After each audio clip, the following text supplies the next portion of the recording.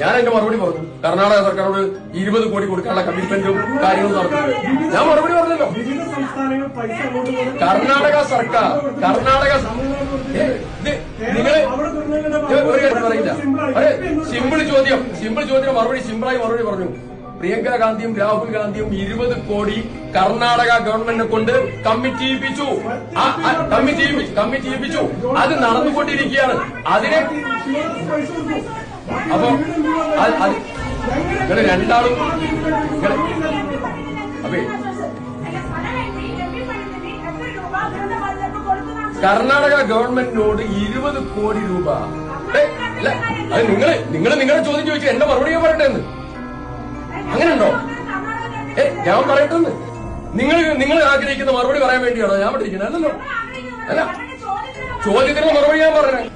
നമ്മള് കർണാടക സർക്കാർ 100 വീടിന്റെ പണം 20 കോടി രൂപ എനിക്ക് കൈമാറി എന്നുള്ളതായിരിക്കും.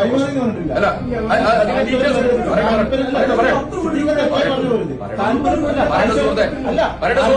താല്പര്യം അറിയിച്ചിട്ടുണ്ട്. അങ്ങനെ പറഞ്ഞത് 20 കോടി, അതിൽ 10 കോടി ഇപ്പോൾ കർണാടക ഗവൺമെന്റ് കൈമാറിയിട്ടുണ്ട്. ഞാൻ 10 കോടി കൈമാറാനുണ്ട്. 20 കോടി പറയട്ടെ.